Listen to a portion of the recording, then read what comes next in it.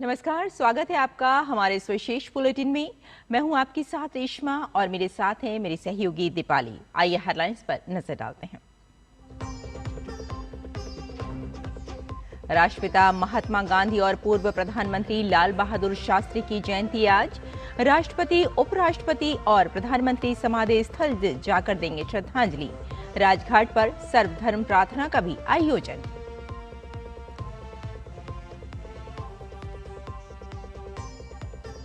रक्षा मंत्री राजनाथ सिंह आज भुज सैन्य अड्डे पर जवानों के साथ मनाएंगे दशहरा। शस्त्र पूजा करने के अलावा तीनों सेनाओं का देखेंगे संयुक्त अभ्यास।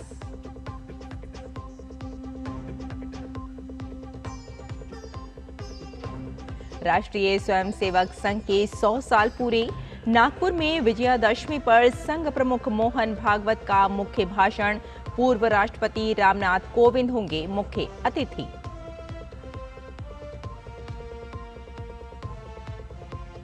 असत्य पर सत्य की जीत के प्रतीक का पर्व विजयादशमी आज देश भर में मनाया जाएगा। राष्ट्रपति द्रौपदी मुर्मू और प्रधानमंत्री मोदी दशहरा कार्यक्रम में होंगे शामिल।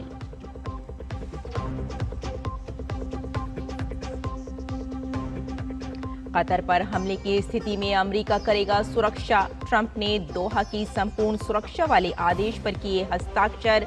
कतर ने ट्रंप के फैसले का किया स्वागत।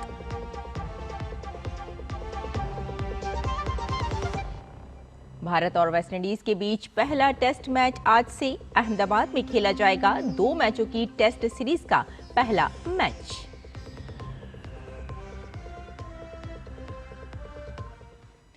और अब समाचार विस्तार से।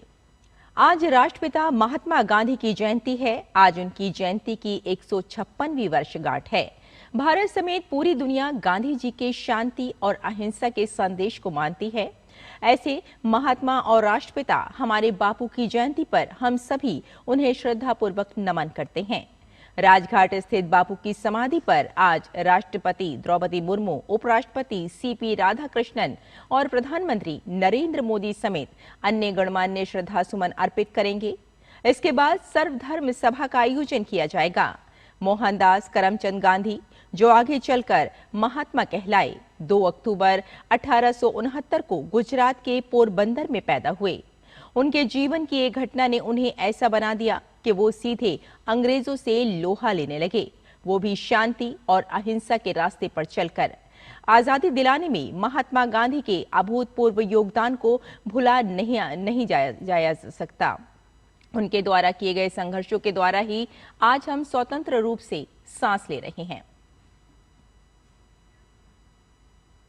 आज गांधी जयंती के साथ लाल बहादुर शास्त्री जी की भी जयंती है।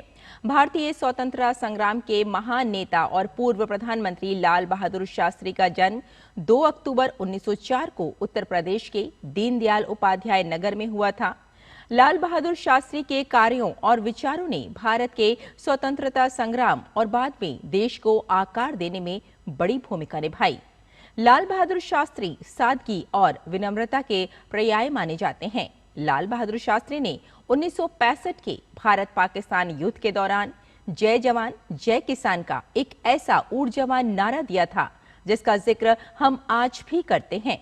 लाल बहादुर शास्त्री की 121वीं जयंती के अवसर पर आज राष्ट्रपति द्रौपदी मुर्मू, उपराष्ट्रपति सीपी राधाकृष्णन और प्रधानमंत्री नरेंद्र मोदी नई दिल्ली में विजय घाट पर पुष्पांजलि अर्पित करेंगे। रक्षा मंत्री राजनाथ सिंह आज भुज सैन्य अड्डे पर जवानों के साथ दशहरा मनाएंगे और शस्त्र पूजा करेंगे। रक्षा मंत्री दशहरे के अवसर पर गुजरात के कच्छ सीमा पर लक्कीनाला सैन्य चौकी में तीनों सेनाओं का संयुक्त अभ्यास देखेंगे और शस्त्र पूजन करेंगे। इसके साथ ही सैनिकों से बातचीत भी करेंगे। सेना प्रमुख जनरल उपेंद्र द्विवेदी भी इस अवसर पर उपस्थित रहेंगे। रक्षा मंत्री कल गुजरात के भुज में सशस्त्र बलों के जवानों के साथ पारंपरिक बड़ा खाना में शामिल हुए। पूर्व संध्या पर जवानों के साथ सामूहिक भोज में शामिल होकर उनका मनोबल बढ़ाया। आज राष्ट्रीय स्वयंसेवक संघ के 100 साल पूरे हो गए हैं।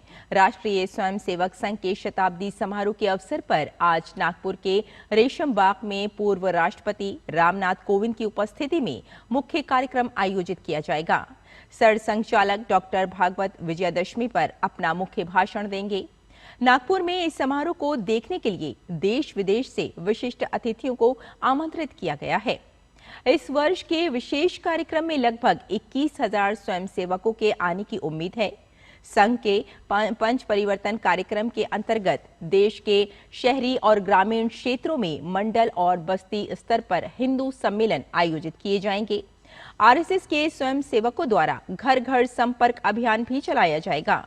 पूर्व राष्ट्रपति रामनाथ कोविंद कल नागपुर पहुंचे और उन्होंने आरएसएस के प्रथम सरसंघचालक और संस्थापक डॉक्टर केशव हेडगेवार की समाधि पर पुष्पांजलि अर्पित की। आरएसएस की स्थापना नागपुर में इसके प्रथम सरसंघचालक डॉक्टर केशव हेडगेवार ने 1925 में की थी। आज देश भर में दशहरे का पर्व पारंपरिक हर्षोल्लास के साथ बड़ी धूमधाम से मनाया जाएगा। ये पर्व बुराई पर अच्छाई और असत्य पर सत्य की जीत का प्रतीक है। मान्यता है कि इसी दिन भगवान श्री राम ने रावण का वध कर विजय प्राप्त की थी और देवी दुर्गा ने नवरात्रि और 10 दिन के युद्ध के बाद महिषासुर का संहार किया था। इसके प्रतीक के तौर पर देश भर में रावण दहन का कार्यक्रम पारंपरिक आस्था और विश्वास के साथ संपन्न होता है। इसके साथ ही शाम को रावण, मेघनाद और कुंभकर्ण के पुतलों का दहन कर विजयदशमी का उत्सव धूमधाम से संपन्न होगा। राष्ट्रपति द्रौपदी मुर्मू आज दिल्ली के माधवदास पार्क में दशहरा उत्सव में शामिल होंगी। प्रधानमंत्री नरेंद्र मोदी पूर्वी दिल्ली के पटपड़गंज में शाम 6 बजे रामलीला समिति द्वारा आयोजित पारंपरिक रावण दहन आयोजन में उपस्थित रहेंगे। प्रधानमंत्री नरेंद्र मोदी ने देशवासियों को विजयदशमी की शुभकामनाएं दी हैं। उन्होंने एक्स पोस्ट में कहा, विजयदशमी बुराई और असत्य पर अच्छाई और सत्य की विजय का प्रतीक है। मेरी कामना है कि इस पावन अवसर पर हर किसी को साहस, बुद्धि और भक्ति के मार्ग पर निरंतर अग्रसर रहने की प्रेरणा मिले। देश भर के मेरे परिवारजनों को विजयादशमी की बहुत बहुत शुभकामनाएं। केंद्रीय वाणिज्य और उद्योग मंत्री पीयूष गोयल ने कहा है कि यूरोप के साथ आर्थिक संबंधों में भारत यूरोपीय मुक्त व्यापार संघ व्यापार और आर्थिक भागीदारी समझौता महत्वपूर्ण अवसर है। नई दिल्ली में भारत यूरोपीय मुक्त व्यापार संघ समृद्धि शिखर सम्मेलन में पीयूष गोयल ने कहा कि ये मित्र देश के बीच भरोसेमंद साझेदारी दर्शाता है। उन्होंने कहा कि इस समझौते से जीवन विज्ञान, स्वच्छ ऊर्जा, आर्टिफिशियल इंटेलिजेंस, शिक्षा और पर्यटन क्षेत्र में अवसर उपलब्ध होंगे। अमेरिका के राष्ट्रपति डोनाल्ड ट्रंप ने एक कार्यकारी आदेश पर हस्ताक्षर किए हैं, जिसमें ऊर्जा संपन्न देश कतर की रक्षा के लिए विभिन्न कदम उठाने की प्रतिबद्धता जताई गई है। ट्रंप के इस आदेश में कहा गया है कि अगर कोई देश कतर पर हमला करता है तो अमेरिका उस पर सैन्य कार्रवाई करेगा। वहीं हमले की स्थिति में अमेरिका अपने और कतर के हितों की रक्षा करने और शांति व स्थिरता बहाल करने के लिए सभी उचित कदम उठाएगा। भारत और वेस्टइंडीज के बीच 2 मैच की टेस्ट सीरीज का पहला मुकाबला आज से अहमदाबाद में शुरू होने जा रहा है। शुभमन गिल के नेतृत्व वाली भारतीय टीम घरेलू परिस्थितियों का लाभ उठाकर वेस्टइंडीज को मात देना चाहेगी। भारतीय टीम ने हाल ही में इंग्लैंड दौरे पर 5 मैचों की सीरीज 2-2 से ड्रॉ कराई थी। कप्तान शुभमन गिल सहित टीम के कई खिलाड़ी शानदार फॉर्म में चल रहे हैं, जिसका वेस्टइंडीज के लिए सामना करना आसान नहीं होगा। भारत और वेस्टइंडीज के बीच अब तक कुल 100 टेस्ट मुकाबले हुए हैं, जिसमें वेस्टइंडीज ने 30 और भारत ने 23 मुकाबले जीते हैं, जबकि दोनों देशों के बीच 47 मुकाबले ड्रॉ हुए हैं। तो हमारे इस विशेष बुलेटिन में फिलहाल इतना ही। मुझे और मेरी सहयोगी दीपाली को यहीं अनुमति दें। नमस्कार।